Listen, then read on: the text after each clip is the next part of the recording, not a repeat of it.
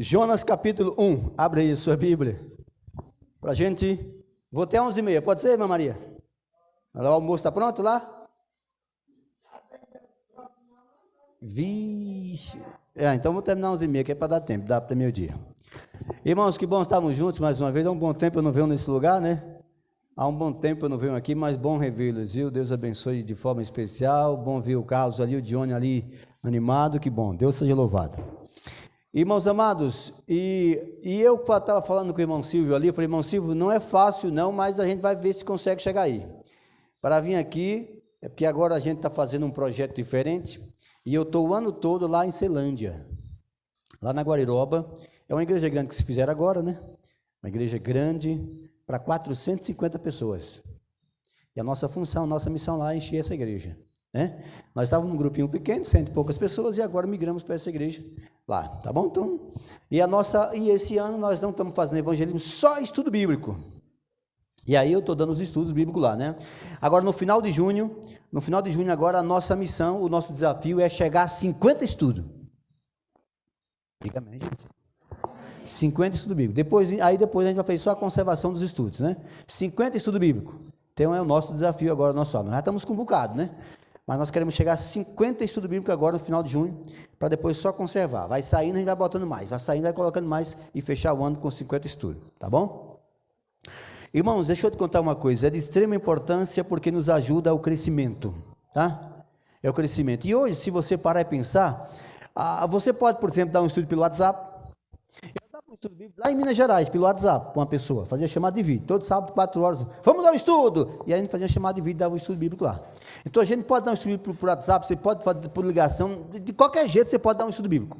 É de extrema importância para o seu crescimento espiritual, tá? E vale muito a pena. Não, mas eu não tenho tempo, e final de semana? Então, se a gente parar e pensar, irmãos, mas eu não sei dar o estudo bíblico, é simples, é só você pegar o estudo bíblico, aquele que tem um QR Codezinho, você coloca o celular assim, a câmera do celular lá no QR Code, e aí o pastor vai entrar lá dando um estudo bíblico para a pessoa, você fica só sentado com o celular na mão. Vale muito a pena a gente dar um estudo bíblico, te ajuda muito. Eu não sei quantos, o Francisco vocês não conheciam ainda, né, o Francisco? Não? É a primeira vez que ele está vindo aqui? É? Achei que já tinha trazido ele aqui. Eu vou contar a história dele daqui a pouquinho. Jonas capítulo 1. Abra a sua Bíblia aí. Jonas capítulo 1. Quero ler 2 textos para a nossa meditação nessa manhã. E eu vou terminar no horário, tá bom? Não se preocupe. Quando eu prego de noite. Eu não sei, não lembro, né? Nem lembro se eu trouxe ele. Mas eu achei. Mas se eu não trouxe ele, eu trouxe ele agora. Irmãos, eu vou terminar 11h30, tá bom? No horário. Tá certo? Quando eu prego de manhã, eu termino antes do almoço. Quando eu prego de noite, eu termino antes da novela.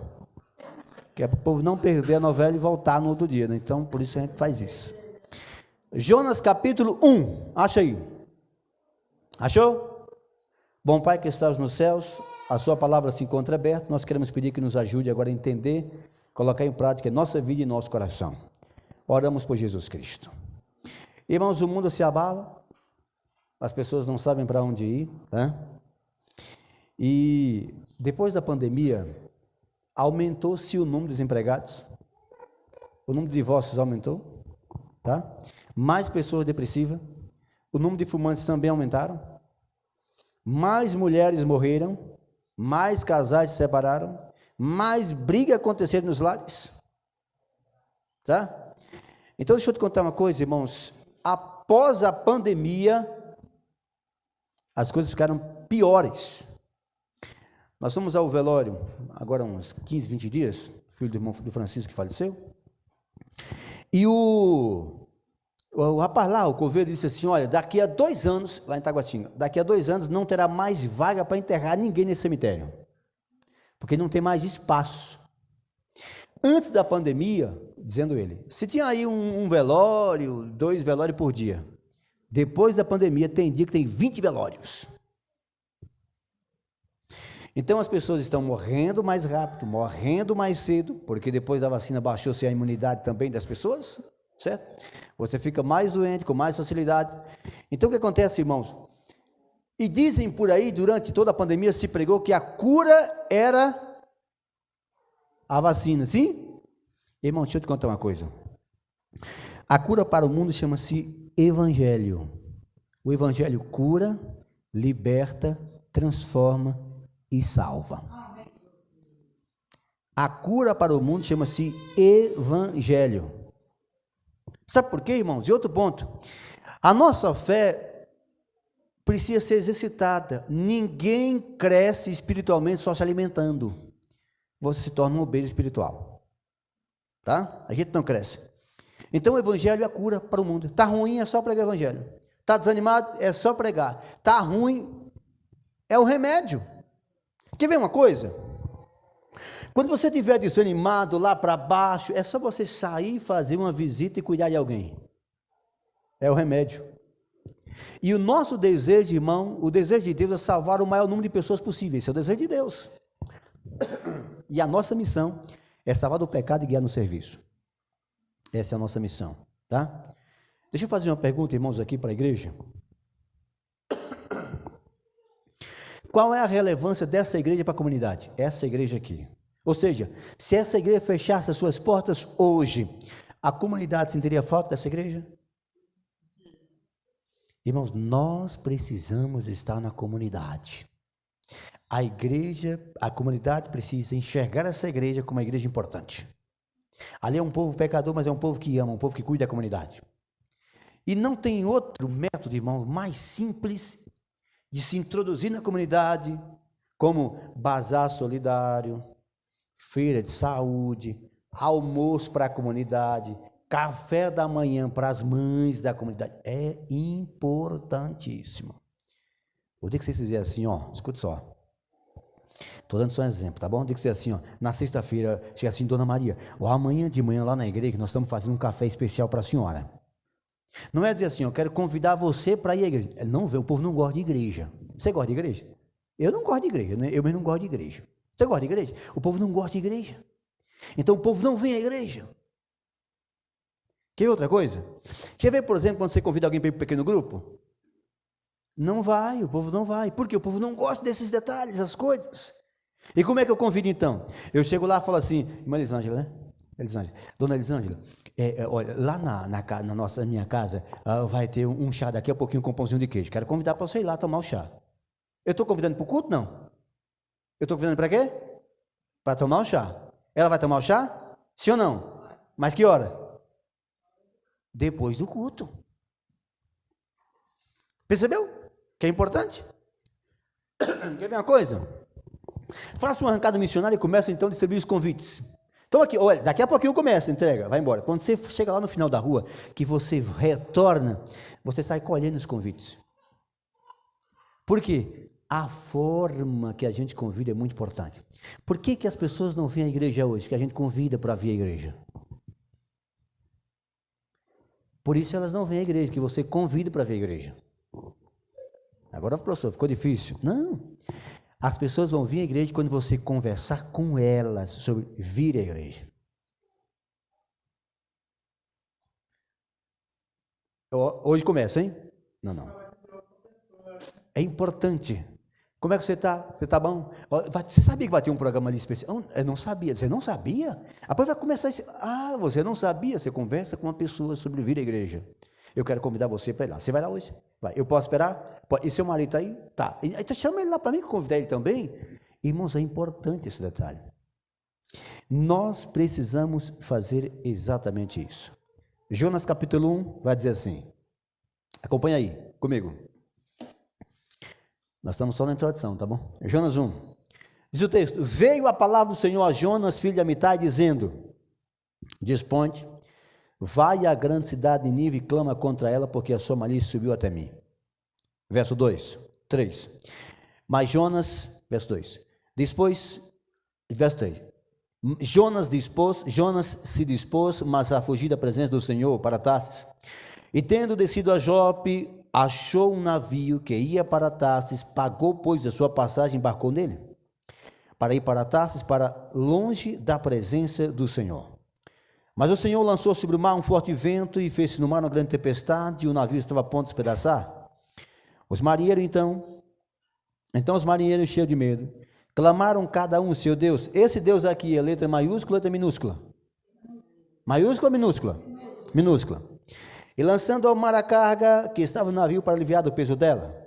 Jonas, porém, havia descido para o porão e dormia profundamente. Esse é um texto. O outro texto agora, Atos capítulo 27, vai lá. 2 textos para a gente ler. Atos 27 é o outro texto. Vamos lá, aí a gente começa o sermão. Atos 27. Encontrei. Atos 27. Atos 27, verso 20. Atenção ao texto, hein? Diz assim: E não aparecendo havia alguns dias nem sol nem estrelas, e caindo sobre nós grande tempestade, dissipou-se afinal toda a esperança de salvamento. Havendo todos estando muito tempo sem comer, Paulo, pondo-se em pé no meio deles, disse: Senhores, na verdade, era preciso ter me atendido e não partir de Creta para evitar esse dano e perda. Mas agora vos aconselho bom ânimo, porque nenhuma vida se perderá dentre vós, mas somente o navio. Agora grife esse verso para você, O 23, porque essa mesma noite, um anjo de Deus, de quem eu sou e a quem eu sirvo, esteve comigo, dizendo: Paulo, não temas, é preciso que compareça perante César. E eis que Deus, por sua graça, deu todos quantos navegam contigo. Portanto, senhores, tenham bom ânimo, porque eu confio em Deus que me sucederá de modo que me foi dito. Porém, é necessário que vamos dar uma ilha. Até aqui. Irmãos amados, eu gostaria nesta manhã de considerar com vocês o fato intrigante de responder uma pergunta também intrigante. Por que pessoas que creem no mesmo Deus agem de forma tão diferentes uma das outras? Por que um que conhece a Deus provoca a tempestade? Jonas. E o outro também que conhece a Deus é a solução na tempestade? Paulo. Há nesses dois textos, irmãos, um profundo contraste entre Jonas e Paulo. Um é profeta, o outro é apóstolo. Ambos são chamados por Deus, ambos são invocacionados por Deus a pregar aos gentios. Ambos têm visto pregações e têm pregado para milhares e milhares de pessoas, têm visto milhares e milhares de conversões, têm enfrentado tempestades, mas são tão diferentes um do outro. Talvez a pergunta hoje é: quem sou eu? Quem é você? Você é um Jonas ou você é um Paulo? Você provoca a tempestade ou você é a solução na tempestade? Quem é você? Porque, irmãos, olhe comigo esse texto, essa passagem, porque Jonas é aquele homem que não consegue amar os diferentes. Jonas é aquele homem que pensa que a salvação é só para o seu grupo, só para o seu povo, só para aqueles que estão à sua volta.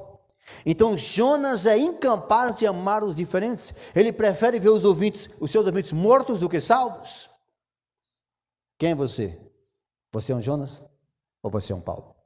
Você provoca a tempestade ou você é a solução da tempestade? Jonas gostava, irmão, de pregar para aqueles à sua volta. O grupinho, lembra os grupinhos? Vamos chamar hoje as panelinhas, lembra as panelinhas? Irmãos, essas panelinhas, em todo canto elas existem. Na igreja, no grupo de futebol, lá no trabalho, na faculdade, tem as panelinhas. Mas escute uma coisa, irmãos, na igreja também vai existir esses grupinhos. E pode existir? Pode, as panelinhas. Mas escute uma coisa, a panela precisa estar com a tampa aberta, para outros entrarem também. Jonas só queria fazer missão entre aqueles que eles gostavam para preservar Israel. Então eu queria, irmãos, à luz desse texto, falar sobre algumas características distintas entre Jonas e Paulo. Primeiro, vejamos. Em primeiro lugar, a viagem de Jonas é uma viagem sem propósito.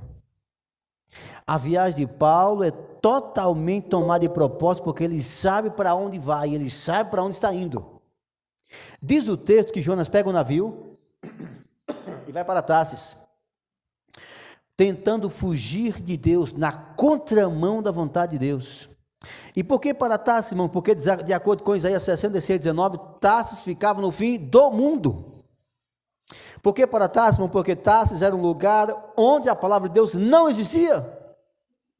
Por que Tarsis, irmão? Porque Tarsis era um lugar de prosperidade, e esse homem quer fugir, ele quer ir para o fim do mundo, e ele entra no caminho da contramão, na fuga, achando que Deus não vai encontrá-lo lá. Ele não quer escutar Deus, Ele não quer obedecer a Deus, ele não quer ser incomodado por Deus, então ele desliga a sua consciência achando que Deus não vai encontrá-lo. Quem é você? Você é um Jonas ou você é um Paulo? Você provoca a tempestade ou você soluciona a tempestade? Lá na sua casa, você é um Jonas ou você é um Paulo? Lá no seu trabalho, você é um Jonas ou você é um Paulo? Lá na saídinha onde ninguém está vendo, onde não tem um pastor, não tem os membros da igreja, quem é você? Você é um Jonas ou você é um Paulo? Mas você pergunta, e você, Paulo, para onde está indo? Ele diz, eu estou indo para Roma, eu estou indo para César, eu estou indo fazer a vontade de Deus, eu estou indo cumprir a agenda de Deus em minha vida. Quem é você? Eu estou indo para onde Deus me ordenou em que eu fosse, eu estou no centro da vontade de Deus. Irmãos, a pergunta é, para mim e para você, para onde estamos indo? Qual a direção da nossa jornada? Será que nós estamos, irmãos, fugindo de Deus? Tapando os ouvidos contra os aguilhões de Deus? Ou será que hoje nós estamos de fato comprometidos, envolvidos com a vontade de Deus, mesmo enfrentando tempestade, nós estamos no centro da vontade de Deus? Quem é você? Você é um Jonas? Ou você é um Paulo? Irmãos, escute uma coisa. Hoje em dia nós vivemos cercados por pessoas. E você já viu, por exemplo, alguém que diz assim, ó lá, ó, porque é crente. Não, eu que não quero uma igreja dessa, eu. Já viu essas coisas assim? Esses comentários? Você já viu aquela pessoa que diz assim também, ó, aqui usa o texto de João 8,32, e conhecereis a verdade vos libertará, já viu? E faz coisas horrorosas, já viu isso aí? Deixa eu te contar uma coisa, irmão. A verdade, ela só consegue libertar a pessoa se ela praticar os ensinos dessa verdade. Ninguém é liberto sem a prática. É por isso que você vê pessoas que dizem que são cristãs fazendo coisas horrorosas. Você entende isso? Portanto, irmão, escute uma coisa. Não se importe com o que as pessoas vão pensar de você. Não se importe. Deus precisa ser o centro da sua vida. E outra coisa, já viu que assim, não, olha lá, ele só quer ser o santo. Escuta um detalhe, irmãos. Uma vida santificada incomoda uma vida profana. Uma vida santificada incomoda uma vida profana. A pessoa que quer se santificar, ela é chata para aqueles que têm uma vida profana, ela não é convidada para certos lugares. Não se escante com isso não, tá? Uma vida santificada incomoda uma vida profana. Segundo o contrato, irmão, Jonas usa a sua liberdade para fugir. Paulo usa o fato de estar preso para fazer a vontade de Deus. Presta atenção nisso aqui. Pergunta, irmão, como é que nós estamos fazendo com a nossa liberdade? Hoje está bom. E por que está bom? Porque você pode abrir os portões, você pode abrir a igreja, você pode pregar livremente. Mas vai chegar um tempo, irmão, em que nós não teremos mais condição de se fazer isso. Então hoje é a oportunidade que temos de fazer. Porque quando os decretos começarem a sair contra aqueles que obedecem à palavra de Deus e fiéis querem ser, serão mais difíceis. Hoje é a oportunidade. E diz a Bíblia, irmãos, que as pessoas irão, Romanos não, mas Amós capítulo 8, 11 e 12, que as pessoas irão correr de um lado para o outro para ouvir a palavra de Deus e não irão achar. Eu pergunto, a Bíblia vai fugir das pessoas? Não. Mas a Bíblia só tem o poder que tem hoje, graças ao ministério do Espírito Santo. Se o Espírito Santo se retirar, como será retirado, a Bíblia perderá o seu poder, as pessoas irão ler a Bíblia, mas não serão convertidas. Então hoje você tem a oportunidade de ler a Bíblia e ter a presença do Espírito Santo em sua vida, então leia. Sabe qual a dificuldade nossa hoje, irmãos? É que as nossas prioridades têm roubado o nosso tempo. Quer ver um exemplo? O culto familiar, você tem feito o culto familiar na sua casa? Tem feito o culto familiar lá? Tem feito pôr do sol? O professor correndo, já chega atrasado. Isso. Por quê? Precisamos de mais dinheiro. Se precisamos de mais dinheiro, precisamos de mais o quê? Mais tempo. Se precisamos de mais tempo, precisamos sacrificar alguma coisa, sim ou não? Por exemplo, como é que eu faço culto lá em casa, irmão? Minha esposa sai 5 horas da manhã, 4h30 levanta. Como é que faz o culto, pelo amor de Jesus? Fala aí comigo. Minha esposa se levanta, faz a meditação dela, vai para o trabalho. Levanta 6h40, arruma a bebê, faz o culto ali, canta a musiquinha, faz a oração, leva a bebê para a creche. Quando eu volto, faço a minha meditação e quando a minha esposa chega, ele faz o culto. À noite. E tem noites, irmãos, que ela chega em casa e eu ainda estou lá no mundo. Como é que faz o culto familiar? Fui visitar uma pessoa, ele disse, professor, meu marido não é cristão, mas quando eu começo a fazer o culto, ele sai. Eu digo, mas como é que você está fazendo esse culto? Eu canto uns 200 hinos. Falei, nossa senhora, é verdade. Leio o Salmo 91 umas 2 vezes. Eu digo, mas tem um culto, não, isso é uma penitência. Não tem quem fique nesse culto. Como é que eu faço culto lá em casa, irmão? Lá em casa, na minha casa. Eu canto uma música.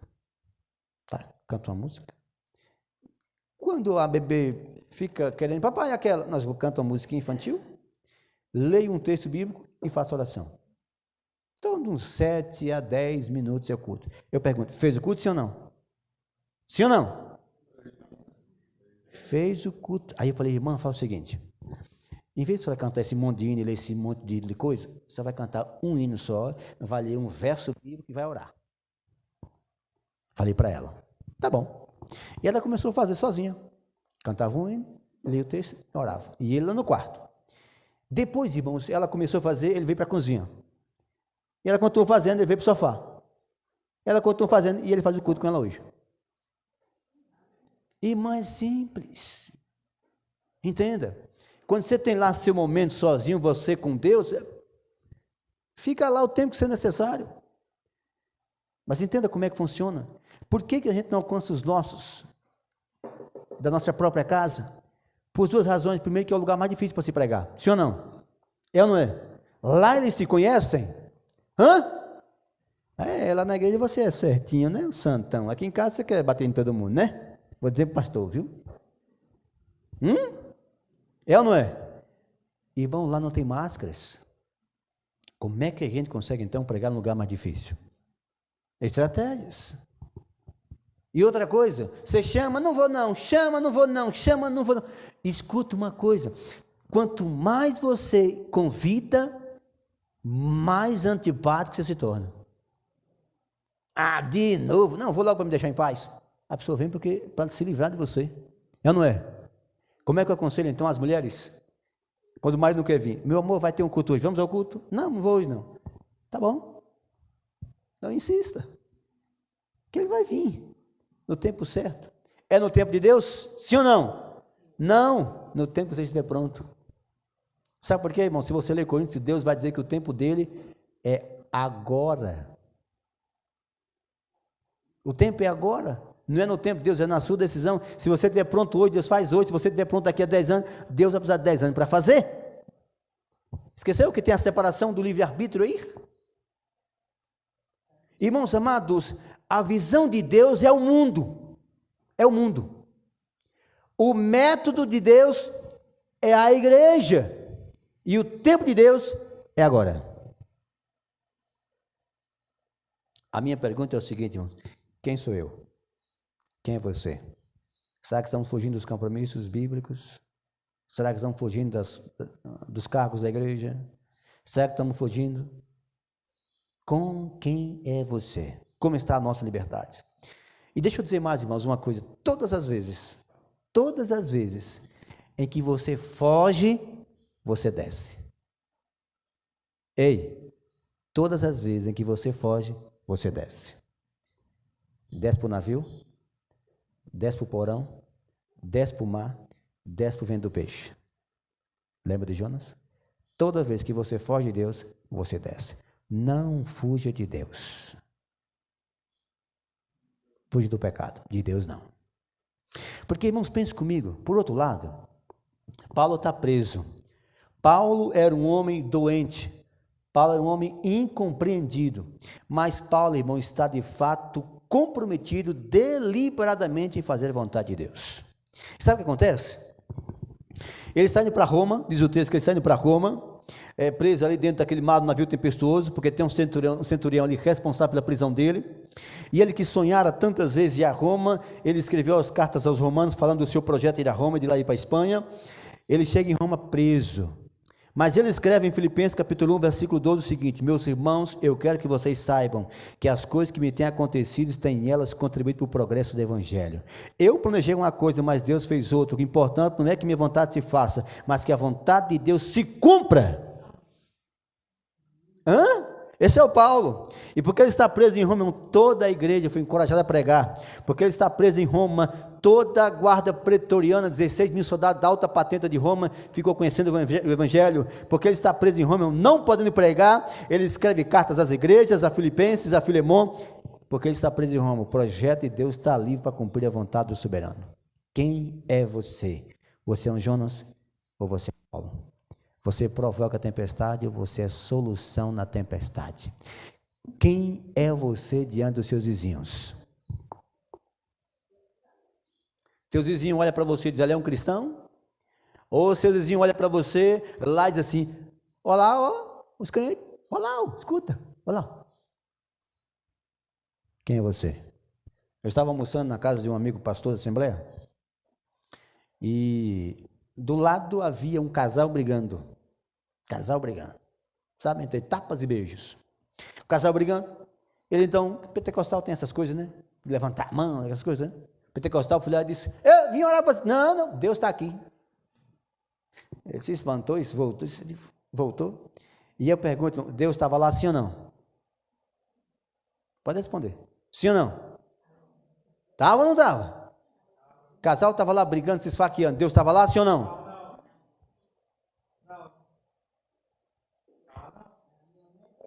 Deus está aqui, sim ou não?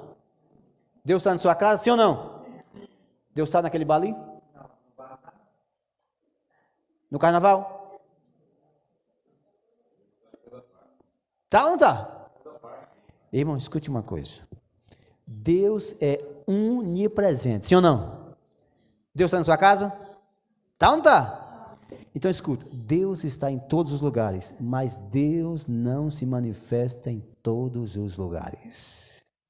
Deus está, ele se manifesta lá, aí é outra história. Porque Deus só se manifesta na minha casa, irmão, se eu permitir que ele se manifeste.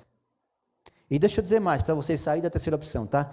Não tem outra opção. Ou você coloca Deus na sua casa, ou você coloca o gabiru. Não tem jeito. Deus está presente em todos os lugares, porque Deus é onipresente. Mas Deus não se manifesta em todos os lugares. O diabo não é onipresente, tá bom? O diabo não é onipresente. Mas o diabo trabalha organizado. O diabo tem uma orquestração montada para atingir o ser humano. Lembra do verso de Efésios? Efésios 6? Efésios 6, 10 a 12. Depois de ter vencido tudo, permaneceis firmes, inabaláveis. Efésios 6, 10 a 12 vai dizer isso. Sabe por quê, irmãos?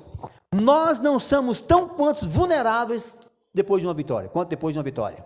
É ou não é? Você está ali na batalha, jejuando e orando, e pedindo oração, e quando você vence, ufa, é ou não é?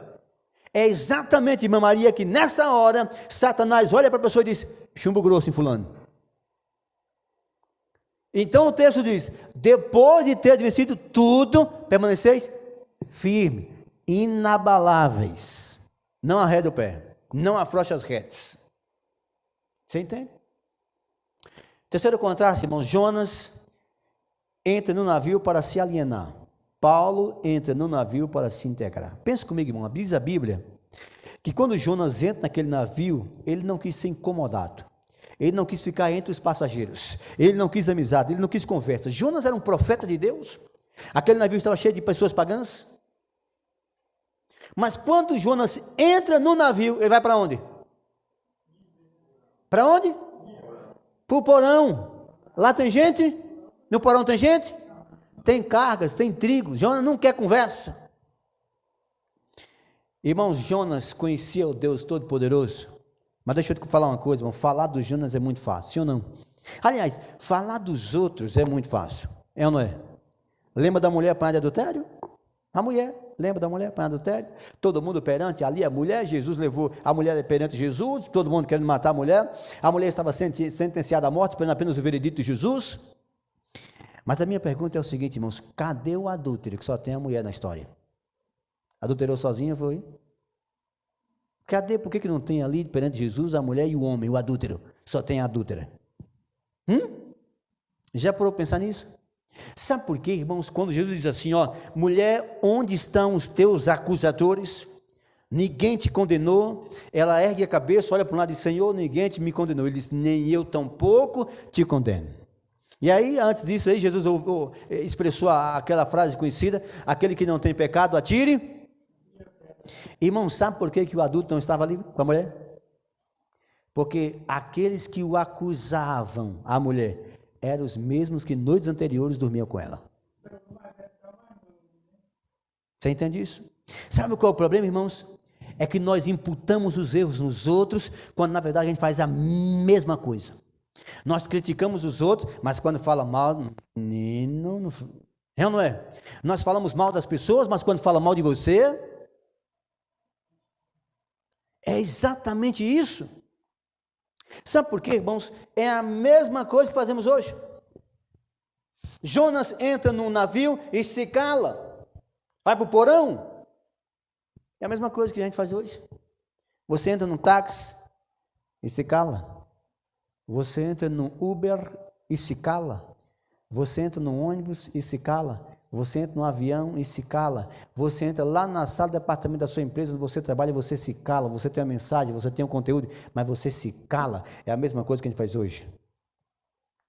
Por isso, irmão, todas as vezes que a gente se cala, todas as vezes que a igreja se cala, as falsas religiões se proliferam. Cresce. Toda vez que você se cala, as falsas religiões se proliferam. Estava almoçando com um pastor e disse, como é que está a sua igreja? Um pastor, como é que está a sua igreja? Eu não sabia o que ele estava pensando. Está igual a sua. Irmão, igrejas vazias é resultado de lares sem Deus. Igrejas vazias é resultado de pecados ocultos. A igreja não cresce. O dia que eu começar a fazer o culto na minha casa, ter o reflexo de Deus lá, a igreja será outra. E já fica dizendo, não vou para a igreja que está muito desanimado. Tu é a igreja, tu está desanimado. Portanto, irmão, o diabo que diz assim, ó, que ninguém sabe, lembra? Não, ninguém sabe, ninguém vai ver, é só uma vez. Escuta, o mesmo diabo que diz que ninguém sabe, é o mesmo que envia alguém para contar. E Mateus 10, verso 26, diz, tudo será revelado. Deixa eu te contar mais uma coisa. O pior pecado, irmãos, é aquele que você acha que ninguém sabe. Ele te engana, faz achar que você está salvo, quando na verdade você está perdido. Ele cauteriza a sua consciência. Em Tiago 1:22, vai dizer que quem te engana, a gente mesmo. Eu fui levar um dia uma jovem para ser batizada. Eu fui levar um jovem, na verdade, para ser batizado. Foi um programa especial, uma caravana. E aí, então, eu fui levar um jovem para ser batizado. E lá, na recepção, no projeto, no programa, tinha o pessoal na recepção. E aí, então, o jovem chegou animado e tal, para batizar, entrou. Quando ele chegou na recepção, ele viu uma jovem lá. Ele disse, tu é da igreja? Ela disse, sou. Ele disse, lá na escola não parece. Ele ficou tão triste, desanimado. Coloquei a mão no ombro assim e falei, olha, vem cá. Eu citei para ele exatamente o texto de Romanos 14:12, que lá o texto diz assim, ó, assim, pois, cada um de nós dará contas de si mesmo a Deus. Eu disse para ele, batizamos ele. E aí, ele ficou preocupado com aquilo. Mas, irmão, escuta, pessoas, quem não procurar viver em busca do Espírito Santo para matar a vontade da carne, não entrará nos céus. Nós precisamos entender isso. E a União fez uma pesquisa, irmão, e descobriu que 85% dos membros não fazem o culto familiar. 85%. Sabe por quê? Porque não é fácil fazer, irmão. É dificultoso.